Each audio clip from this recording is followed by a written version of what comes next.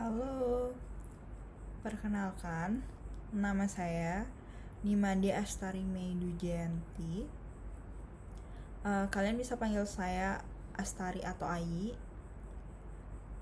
Baik, pada kesempatan kali ini saya akan men-sharing tugas saya yang diberikan oleh dosen S2 saya tentang bagaimana sih sistem kompensasi pada perusahaan yang akan saya bahas nantinya. Baik, kalian pernah gak sih mendengar pepatah yang mengatakan tak kenal maka tak sayang? Maka dari itu, izinkan saya menceritakan sedikit tentang diri saya. Baik, sedikit tentang saya. Sebelum saya melanjutkan S2, saya lulusan S1 di Fakultas Ekonomi dan Bisnis UNUD juga, jurusan Ekonomi Pembangunan, dan saya S2-nya sekarang ngambil Magister Manajemen. Dan sedihnya saya lulus S1 bertepatan dengan adanya COVID-19 pada bulan Maret tahun lalu, yaitu tahun 2020. Somewhere deep down in my heart, I still love you.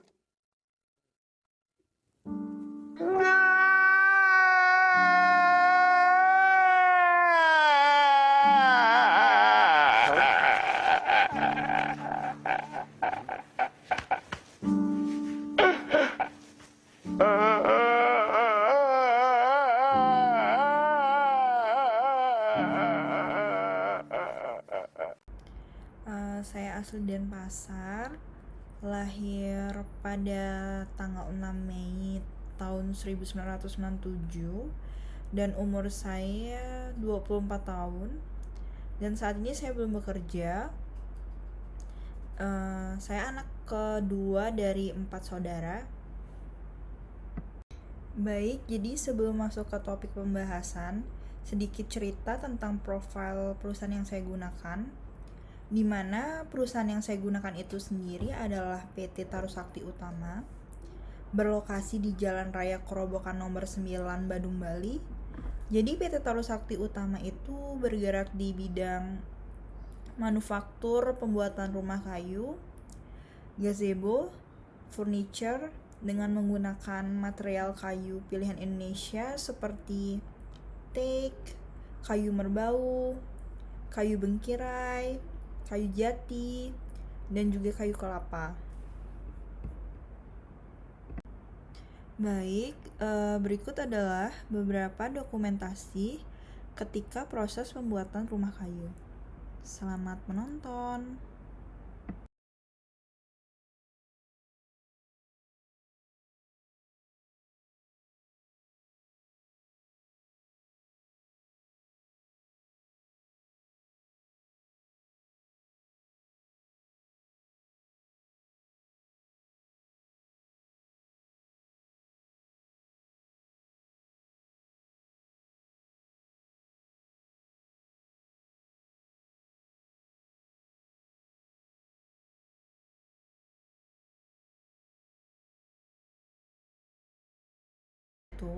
Jadi kompensasi menurut Mondi adalah total seluruh imbalan yang diterima para karyawan sebagai pengganti jasa yang telah mereka berikan. Dan mengapa kompensasi dikatakan penting? Kompensasi dikatakan penting karena untuk menarik karyawan, mempertahankan dan memotivasi para karyawan. Baik, kompensasi dibagi menjadi dua, yaitu kompensasi finansial dan non-finansial. Jadi kompensasi finansial itu ada dua juga, finansial langsung dan tidak langsung. Yang pertama yang akan saya jelaskan adalah kompensasi finansial langsung. Terdiri dari pembayaran yang diterima seseorang dalam bentuk upah, gaji, komisi, dan bonus. Kompensasi finansial Yang kedua itu kompensasi finansial tidak langsung, di mana yang terdiri dari semua imbalan finansial yang tidak termasuk dalam kompensasi finansial langsung. Bentuk kompensasi ini mencakup berbagai macam penghargaan yang biasa diterima secara tidak langsung oleh karyawan seperti liburan berbayar dan perawatan medis. Selanjutnya, kompensasi non-finansial terdiri dari kepuasan yang diterima seseorang dari pekerjaan itu sendiri atau dari lingkungan psikologis atau fisik tempat orang tersebut bekerja. Baik, kompensasi finansial sangatlah penting dalam merekrut dan mempekerjakan orang-orang yang baik dalam mendorong mereka untuk melakukan upaya terbaik mereka dan tetap dalam pekerjaan mereka. Jadi perusahaan itu berpegang pada perekrutan berkualitas ini dengan membagi hasil kesuksesan finansial secara adil. Jadi tidak hanya di antara tim manajemen, tetapi juga dengan pangkat dan arsip, di mana program kompensasi ini mendapat perhatian manajemen puncak karena berpotensi mempengaruhi sikap dan perilaku karyawan yang mengaruh pada peningkatan kinerja dan pencapaian rencana strategis perusahaan. Adapun komponen-komponen kompensasi finansial langsung, yang dimana ada 5 jenis kompensasi finansial langsung yang terdiri dari gaji pokok karyawan, penyesuaian biaya hidup, faktor-faktor yang mempengaruhi kebijakan kompensasi finansial. Yang pertama itu ada faktor organisasi. Jadi menurut Mondi, faktor penentu kompensasi yang berasal dari dalam organisasi itu sendiri ada kebijakan kompensasi yang dimana organisasi seringkali secara format atau tidak menciptakan kebijakan kompensasi yang menentukan apakah ada upaya untuk mencapai posisi rata-rata di pasar tenaga kerja. Selanjutnya ada politik organisasi, yang dimana level organisasi dimana keputusan kompensasi yang diambil juga dapat mempengaruhi bayaran. Selanjutnya ada survei kompensasi, yang dimana ada analisis pekerjaan, evaluasi pekerjaan, dan tenaga kerja terkait dalam penentuan gaji pokok. Selanjutnya ada kemampuan untuk membayar, di mana perusahaan yang lebih besar atau sukses secara finansial cenderung akan memberikan atau membayarkan kompensasi yang lebih tinggi. Selanjutnya ada faktor tenaga kerja sebagai penentu kompensasi finansial. Menurut Mondi, bayaran untuk pekerjaan yang sama pada dasar tenaga kerja yang berbeda bisa sangat bervariasi. Jadi para manajer kompensasi harus menyadari bagaimana sih perbedaan-perbedaan tersebut agar dapat sukses dalam menentukan bayaran kompensasi. Jadi banyak karyawan yang memandang hal tersebut menjadi standar untuk menilai keadilan kompensasi perusahaan di mana tempat mereka bekerja. Jadi ada faktor-faktor lainnya dalam penentu kompensasi yang berasal dari pasar tenaga kerja. Yang pertama itu ada survei kompensasi, yang dimana survei kompensasi adalah alat untuk memperoleh data mengenai jumlah yang dibayar perusahaan-perusahaan lain untuk pekerjaan atau kelas pekerjaan tertentu dalam pasar tenaga kerja tertentu. Selanjutnya ada biaya hidup, yang dimana ketika harga-harga naik dari waktu ke waktu. Yang ketiga ada serikat pekerja, yang dimana serikat pekerja biasanya lebih suka menentukan kompensasi melalui proses perundingan bersama. Selanjutnya ada perekonomian, di mana perekonomian yang tertekan umumnya meningkatkan pasukan tenaga kerja, dan hal ini menyebabkan turunnya harga pasar. Selanjutnya ada legislasi, yang dimana pemerintah negara-negara bagian dan wilayah juga memiliki hukum yang mempengaruhi praktik-praktik kompensasi. Selanjutnya ada faktor pekerjaan sebagai penentu kompensasi finansial. Jadi di mana organisasi membayar nilai yang melekat pada tugas, tanggung jawab, dan faktor-faktor tertentu yang terkait dengan pekerjaan. Misalnya pada kondisi kerja. Jadi ada faktor-faktor yang harus dipertimbangkan ketika pekerjaan sebagai penentu kompensasi finansial. Yang pertama itu ada analisis jabatan, di mana analisis jabatan merupakan proses sistematis untuk menentukan keterampilan dan pengetahuan yang diperlukan untuk melakukan pekerjaan. Yang kedua ada deskripsi jabatan, yang dimana deskripsi jabatan mencerminkan fungsi penting pekerjaan utama atau kebutuhan bisnis. Yang ketiga itu ada evaluasi jabatan, yang dimana evaluasi jabatan merupakan untuk menentukan bagaimana sih nilai relatif suatu pekerjaan dalam hubungannya dengan pekerjaan yang lain. Yang keempat ada harga jabatan, yang dimana memberikan nilai uang atas hasil evaluasi jabatan.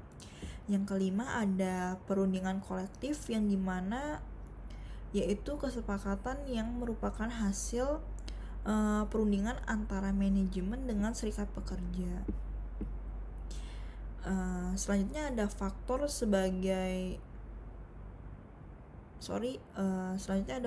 pekerja sebagai penentu kompensasi finansial, yang dimana ada banyak faktor yang menjadi bahan pertimbangan dalam penentuan besarnya kompensasi yang berasal dari diri pekerja itu sendiri.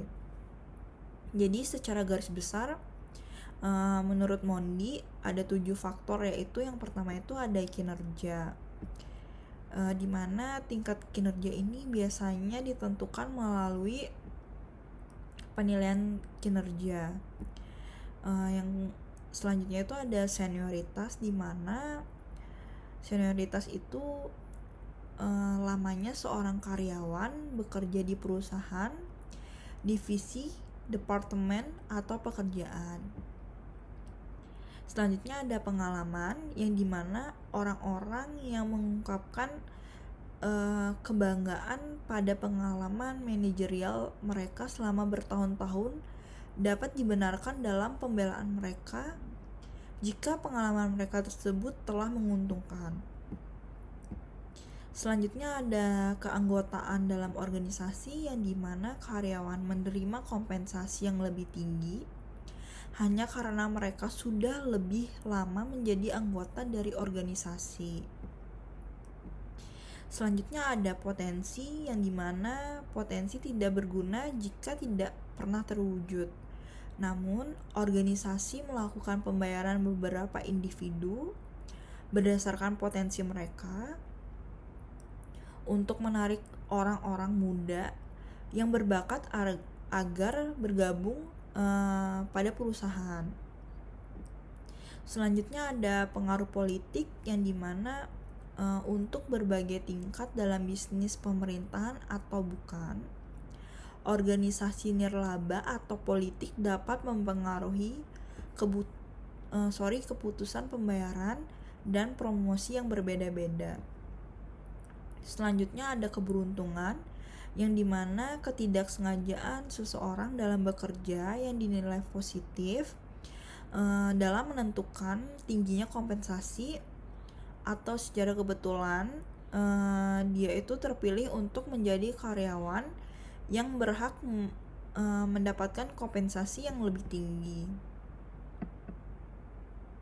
Gaji senioritas,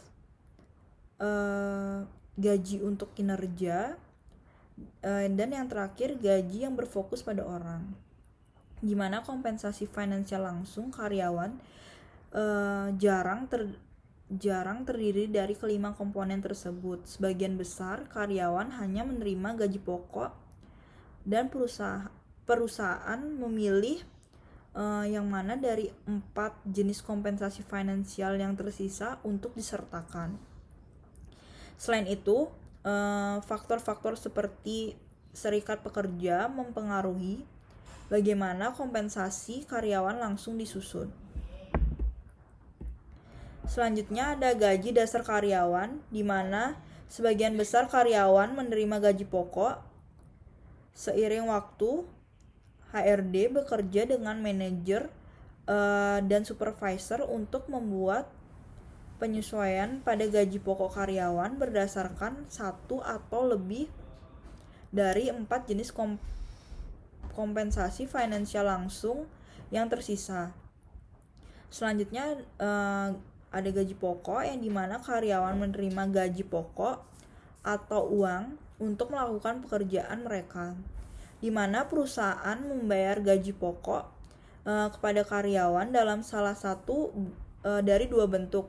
Yang pertama itu ada gaji per jam atau upah sebagai gaji, dimana Undang-Undang Standar Tenaga Kerja yang adil menetapkan kriteria untuk menentukan apakah karyawan tersebut harus dibayar per jam atau berdasarkan gaji.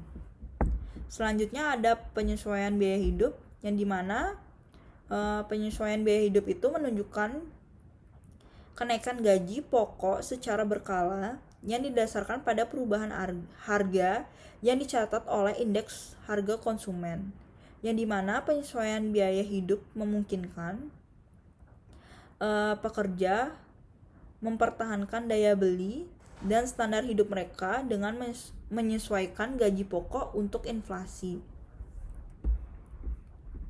Selanjutnya ada pembayaran senioritas, di mana senioritas itu adalah lamanya seorang karyawan yang dikaitkan dengan perusahaan, divisi, departemen, atau pekerjaan. Sistem pembayaran senioritas ini memberikan penghargaan kepada karyawan dengan penambahan berkala untuk gaji pokok sesuai dengan penghargaan kepada karyawan dalam melakukan pekerjaan mereka.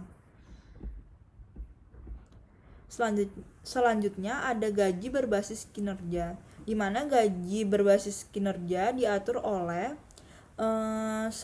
seberapa baik seorang melakukan pekerjaannya untuk memaksimalkan tujuan perusahaan dari perusahaan tersebut.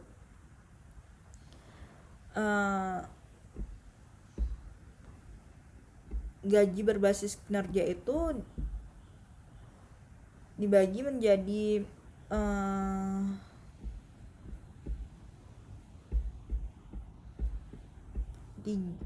dibagi menjadi 4. Yang pertama itu ada merit pay, yang kedua ada bonus prestasi, yang ketiga ada pembayaran insentif, yang keempat ada rencana insentif individu. Di mana merit pay itu adalah kenaikan gaji yang ditambahkan ke gaji pokok karyawan berdasarkan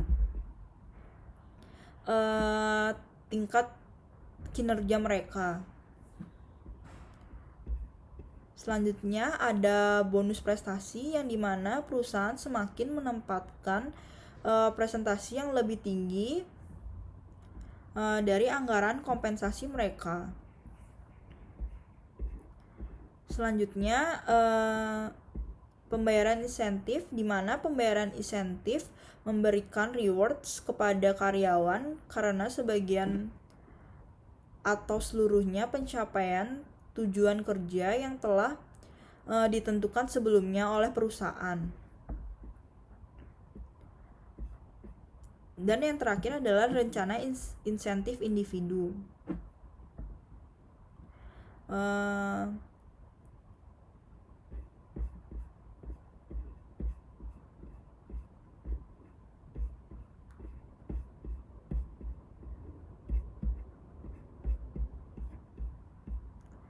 Selanjutnya, pembayaran berfokus pada orang, di mana gaji berbasis pekerjaan memberi kompensasi kepada karyawan untuk pekerjaan yang mereka lakukan saat ini.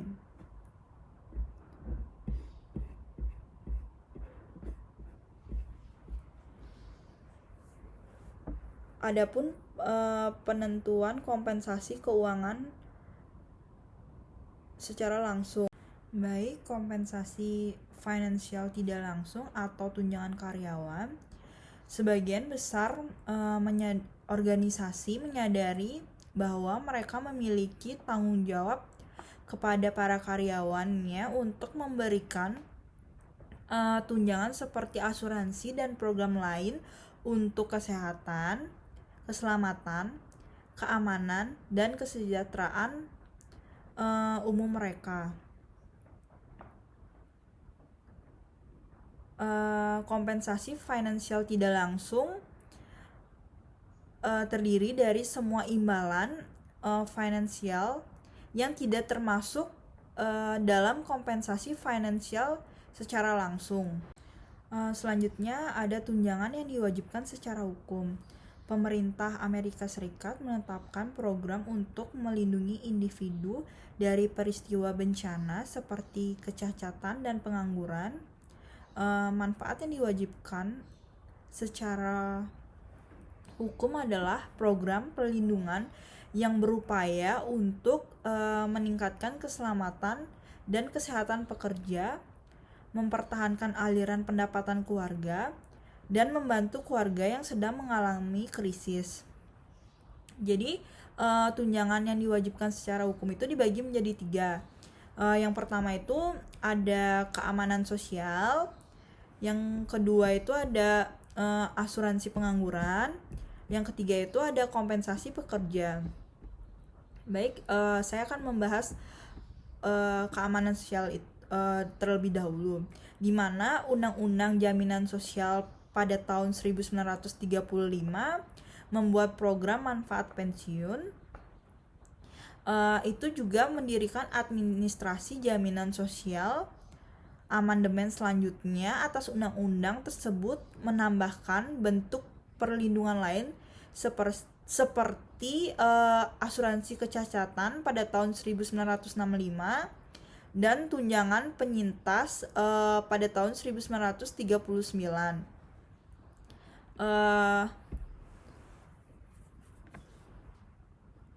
Asuransi kecacatan melindungi karyawan dari hilangnya pendapatan akibat ketidakmampuan total. Jadi manfaat selamat diberikan kepada anggota keluarga karyawan tertentu saat karyawan tersebut meninggal. Manfaat ini dibayarkan kepada janda atau duda dan anak-anak yang belum menikah. Di mana anak-anak yang belum menikah mungkin memenuhi syarat untuk mendapatkan tunjangan penyintas sampai mereka berusia 18 tahun. Dalam beberapa kasus pelajar tetap memenuhi syarat sampai mereka berusia 19 tahun. Medicare akan memberikan perlindungan rumah sakit sampai mereka berusia 19 tahun. Medicare juga memberikan perlindungan rumah sakit dan asuransi kesehatan bagi individu yang berusia 65 tahun ke atas dan bagi mereka yang telah menjadi cacat pada usia yang lebih dini. Selanjutnya ada asuransi pengangguran, di mana asuransi pengangguran menyediakan pekerjaannya telah diberhentikan bukan karena kesalahan pembayaran moneter. Mereka terdiri dari 26 minggu atau sampai dengan pengawasan dari Departemen Tenaga Kerja Amerika Serikat. Maksud dari pembayaran pengangguran adalah memberikan waktu bagi pekerja yang menganggur untuk mencari pekerjaan baru yang setara dengan pekerjaan yang hilang tanpa menderita kesulitan keuangan. Jadi tanpa tunjangan ini, pekerja mungkin harus mengambil pekerjaan yang membuat mereka terlalu memenuhi syarat atau berakhir dengan kesejahteraan. Jadi kompensasi pengangguran juga berfungsi untuk menopang pengeluaran konsumen selama periode penyesuaian ekonomi. Jadi di Amerika Serikat itu asuransi pengangguran didasarkan pada undang-undang federal dan negara bagian, dan meskipun pemerintah federal memberikan pedoman, program-program tersebut dikelola oleh negara bagian, dan karena itu manfaatnya berbeda-beda di setiap negara bagian. Pajak gaji yang dibayarkan hanya oleh pemberi kerja mendanai program kompensasi pengangguran. Selanjutnya ada kompensasi pekerja, di mana kompensasi pekerja memberikan tingkat perlindungan finansial bagi karyawan yang menanggung biaya akibat kecelakaan atau penyakit terkait pekerjaan dalam bentuk berdasarkan tingkat keparahan. Seperti halnya kompensasi pengangguran, berbagai negara bagian mengelola program individu yang tunduk pada peraturan federal. Jadi majikan membayar seluruh biaya asuransi kompensasi pekerja dan pengalaman masa lalu mereka dengan kecelakaan dan penyakit terkait pekerjaan sangat menentukan biaya premi mereka. Jadi keadaan ini seharusnya memberikan dorongan lebih lanjut kepada pengusaha untuk proaktif dengan program kesehatan dan keselamatan. Baik, selanjutnya saya akan membahas bagaimana kompensasi pada perusahaan PT Tarusakti Utama. Jadi, mengapa sih penting diberikan kompensasi pada karyawan PT Tarusakti Utama? Jadi tujuan pemberian kompensasi itu untuk meningkatkan kinerja dari karyawan tersebut.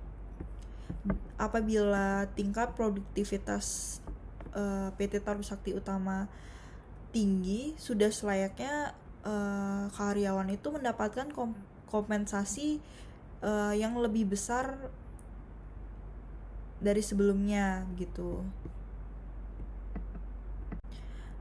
Baik, selanjutnya saya akan melanjutkan bagaimana kompensasi yang diberikan PT Tarusakti Utama kepada karyawannya. Selanjutnya adalah kompensasi finansial secara direct, yang dimana financial direct itu pemberian upah secara langsung, dimana berupa gaji. PT Tarusakti Utama memberikan gaji kepada karyawannya setiap bulan atas kinerja yang diberikan karyawan untuk mencapai tujuan. Yang kedua itu ada bonus. Bonus itu akan diberikan kepada karyawan yang dapat memenuhi target penjualan perusahaan. Yang ketiga itu ada THR, di mana karyawan akan diberikan THR saat perayaan hari raya keagamaan, seperti saat Hari Raya Galungan dan Kuningan, hari raya Natal dan hari raya Idul Fitri.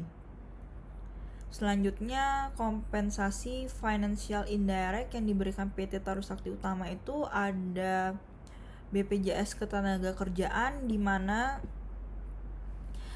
para karyawan diberikan tunjangan BPJS Ketenagakerjaan agar kesenjangan karyawan terjamin. Selanjutnya ada kompensasi non-financial yang diberikan PT Taru Sakti Utama kepada karyawan. Yang pertama itu ada cuti, di mana perusahaan akan memberikan cuti 12 kali dalam 1 tahun, yang dimana cuti tersebut akan hangus jika tidak digunakan pada tahun tersebut. Selanjutnya, karyawan diberikan pekerjaan sesuai soft skill dan hard skill yang dimiliki oleh karyawan tersebut. Diberikan kenyamanan perusahaan untuk para karyawan agar karyawan terciptanya kenyamanan di saat bekerja. Jadi contohnya itu seperti disediakan coffee break, mini studio, dan sediakan mes secara gratis atau secara cuma-cuma bagi karyawan pendatang yang bukan penduduk asli Bali. Di sini faktor-faktor yang dijadikan pertimbangan pemberian kompensasi. Yang pertama ada faktor internal, yang dimana faktor internal yang dijadikan pertimbangan untuk menentukan kompensasi pada PT Taru Sakti Utama adalah yang pertama itu kinerja, di mana PT Taru Sakti Utama memberikan kompensasi berdasarkan kinerja karyawan. Ini dilakukan untuk meningkatkan produktivitas karyawan dalam mencapai tujuan perusahaan. Yang kedua itu kemampuan untuk membayar, di mana PT Taru Sakti Utama memberikan kompensasi berdasarkan kemampuan perusahaan untuk membayar yang dipengaruhi oleh tingkat penjualan. Selanjutnya ada faktor eksternal, yang dimana faktor eksternal yang dijadikan pertimbangan untuk menentukan kompensasi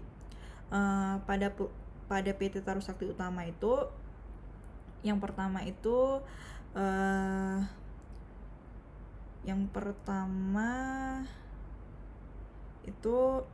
pemerintah beserta peraturan-peraturannya, yang dimana perusahaan harus mengikuti peraturan yang berlaku untuk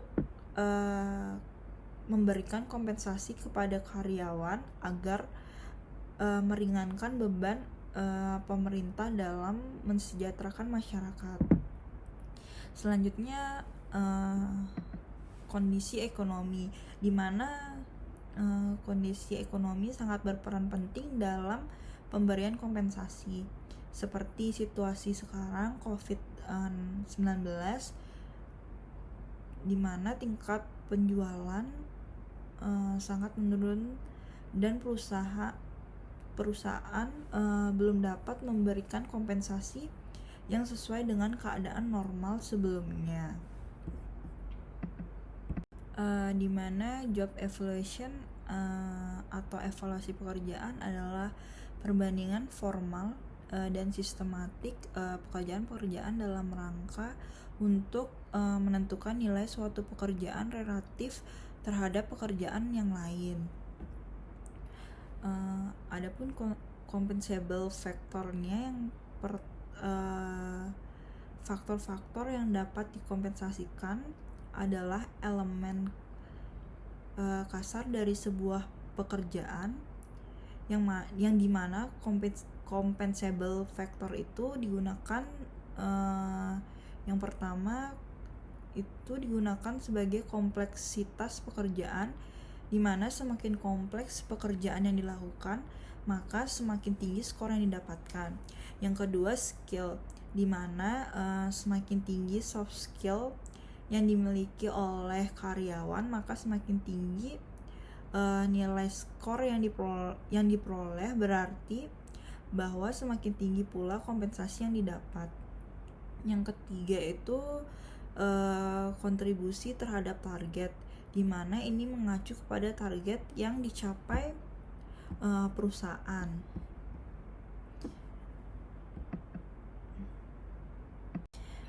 Adapun struktur organisasi PT Trisakti Utama, yang pertama itu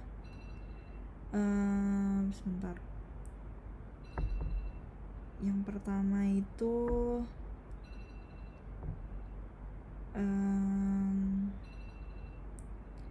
ada direktur,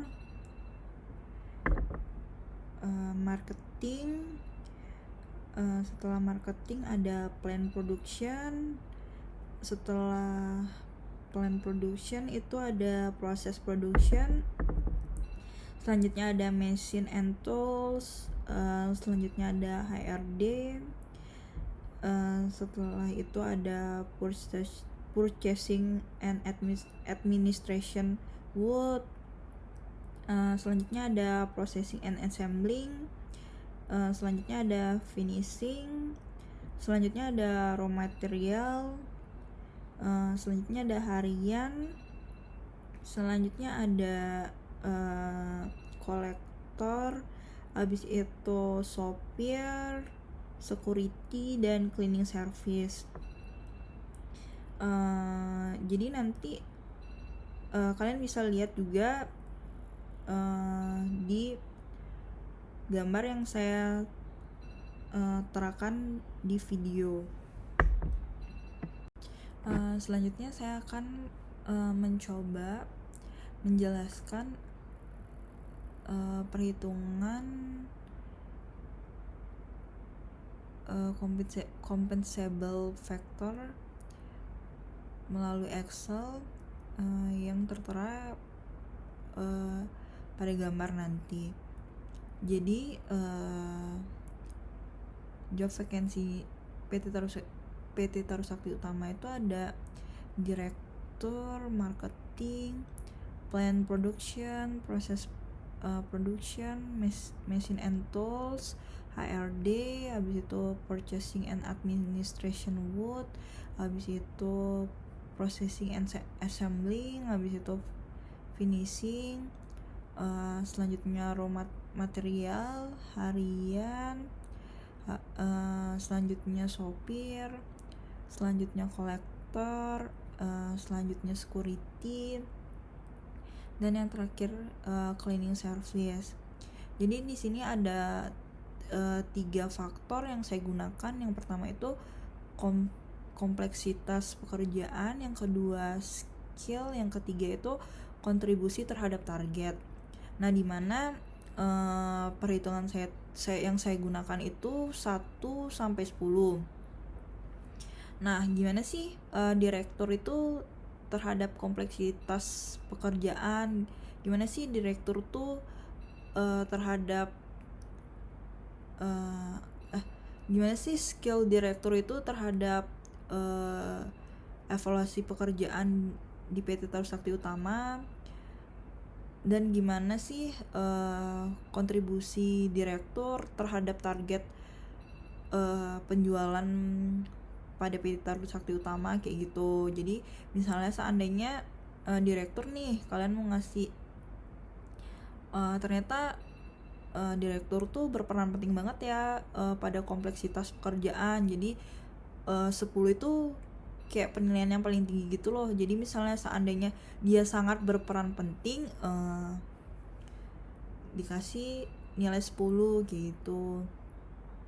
Nah, jadi saya juga mau memberikan contoh gimana sih cara perhitungan gaji pada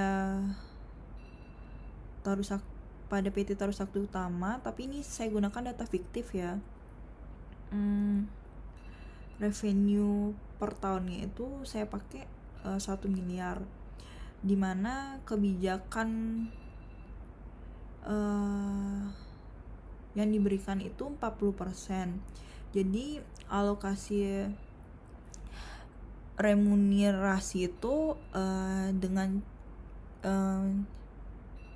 menghitungnya dengan cara revenue dibagi dengan kebijakan. Jadi 1 miliar dibagi 40%, jadi dapatnya 400 juta. Nah, karena bulanan dan hari raya itu, jadi mendapatkan gaji selama 13 kali dalam 1 tahun. Dan menghitung alokasi remunerasi per bulannya itu dengan cara B30 per B31.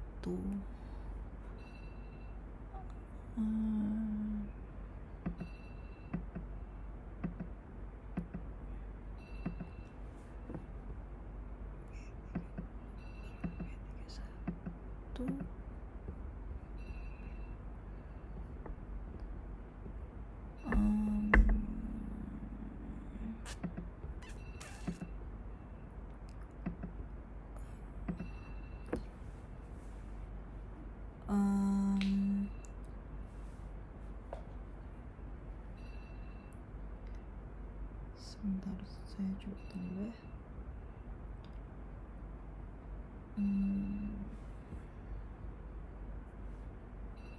Itu 400.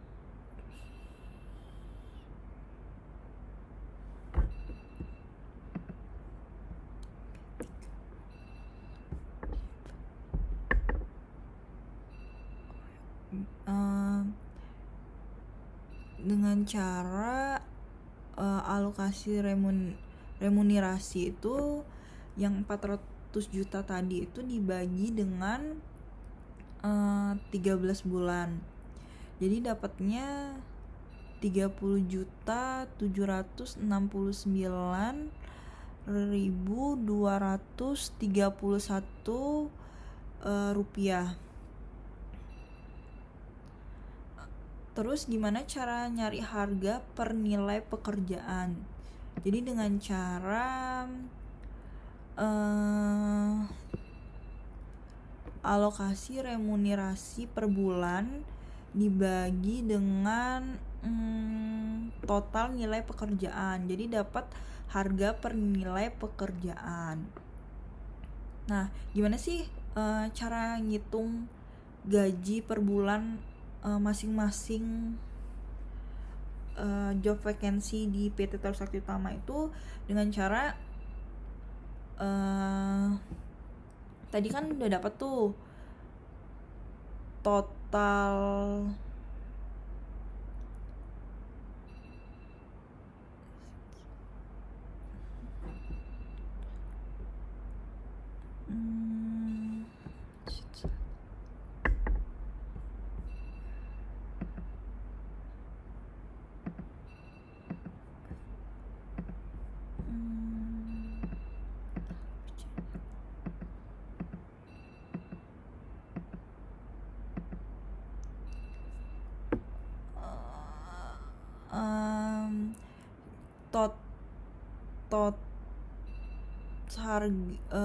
dengan cara total nilai pekerjaan dikali harga per nilai pekerjaan.